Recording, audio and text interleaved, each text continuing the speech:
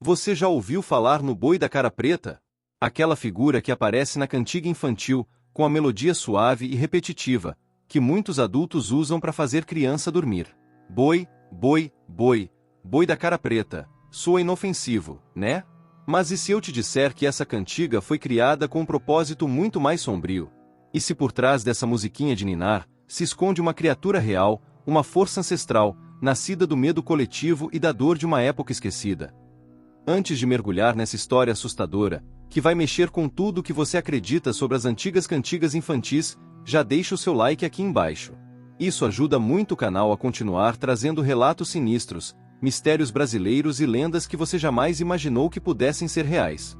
Ah, e se você curte esse tipo de conteúdo que arrepia a espinha, já se inscreve no canal e ativa o sininho, porque o que você vai ouvir hoje vai te fazer pensar duas vezes antes de cantar Boi da Cara Preta de novo. Agora se acomoda, apaga as luzes e se prepara. Hoje eu vou te contar um relato vivido por mim e que mudou a forma como eu vejo o mundo, e principalmente como eu ouço certas canções. Senta, se concentra e me escuta até o fim. Porque essa história não é só um mistério. É um aviso. Era janeiro, época de férias escolares, e eu fui enviado pelos meus pais para passar o mês com meus avós, numa fazenda no interior da Bahia. Um lugar afastado, sem sinal de celular, sem internet, com mais bicho do que gente por perto. A estrada de terra era tão longa que parecia nos levar para fora do tempo. A casa dos meus avós era antiga, construída ainda na juventude deles. Um casarão de madeira com alpendre largo, paredes brancas descascadas pelo tempo e janelas de venezianas que rangiam com o vento. Ali o tempo parecia parado. Mas havia algo mais naquele lugar. Algo que me causava um arrepio no pescoço sempre que eu estava sozinho. Logo nos primeiros dias eu percebi que havia uma parte da fazenda que ninguém se aproximava. Um velho curral caído, coberto por mato e sombras. Perguntei para o meu avô o que era aquilo, e ele apenas resmungou algo como lugar esquecido, deixa pra lá. Mas minha avó abaixou os olhos, fez o sinal da cruz e me falou baixinho. É lá que o boi aparece. Fiquei sem entender. Ela então explicou que aquele curral já foi usado há décadas, mas foi abandonado depois de uma série de acontecimentos estranhos. Bois que morriam do nada, crianças que acordavam gritando de pesadelos após passar perto do local, e uma história que ninguém ousava contar em voz alta. Foi aí que ela me disse a frase que não saiu da minha cabeça. A cantiga não foi feita para ninar, foi feita para alertar.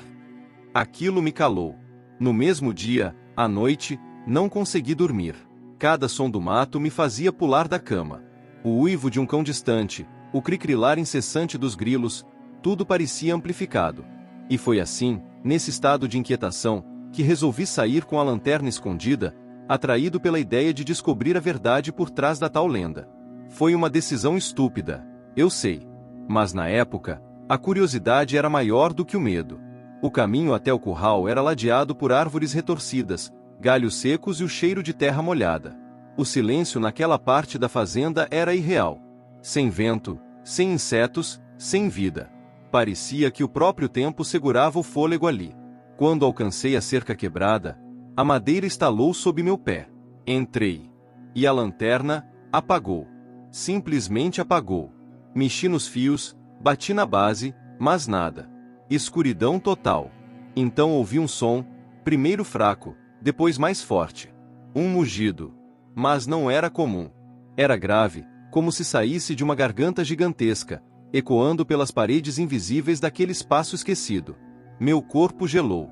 Tentei dar meia volta, mas meus pés pareciam colados no chão. Senti o ar ficar pesado, quase líquido. E então, vi. 2 olhos. Brilhavam como brasas no escuro. Não piscavam.